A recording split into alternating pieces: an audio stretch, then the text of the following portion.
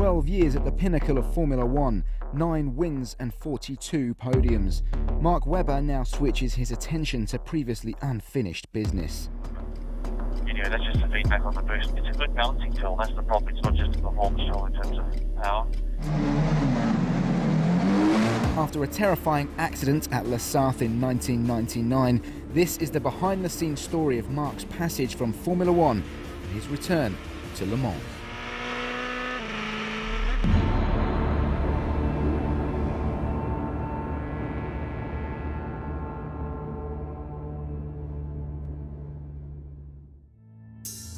Mark Webber has been at the forefront of Formula One with Red Bull Racing for 7 years, and 2013 marked the end of his Formula One career.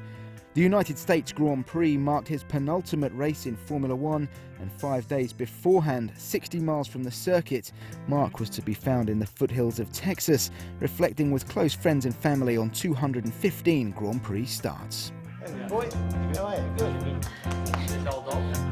It is right to stop when I'm still driving pretty well, but on the other side it's not getting easier, so it's a good time to hand over and give someone else a crack. When I left Williams, you think, I'm going to have another 5 or 6 years and I'm going to bang out, over 40 podiums and have quite a few wins and a couple of wins at Monaco and go for a world championship. You think, yeah, probably unlikely, but it happened. So yeah, a lot of good moments, and but it's human nature to want more. So in general, yeah, a lot of special moments, mate. Yeah, a lot of special moments. For a dad to have his son make Formula One, it's for an Aussie boy, it's a dream come true. I think he's been great for the sport, and to be able to step out of Formula One and do what he's going to do next year with Porsche and WEC, dream come true.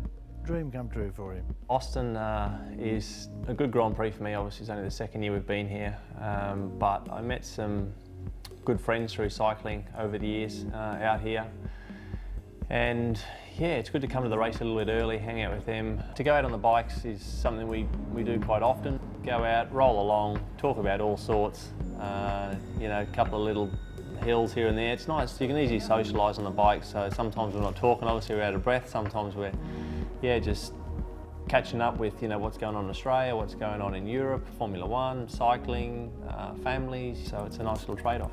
Texas little rollout before the Grand Prix. They're good tour guides, these guys.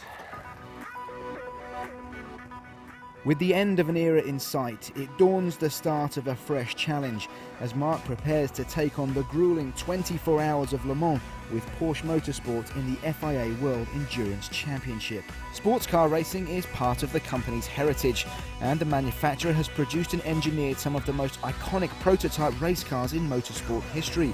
Perhaps most notably the then evolutionary Porsche 917, which brought the brand their Le Mans victories in 1970 and 71. 2014 sees them return with their new hybrid technology Porsche 919 LMP1 race car, and the team and Mark have one focus in mind, and that is to bring Porsche's overall win tally at the 24 hours of Le Mans to 17.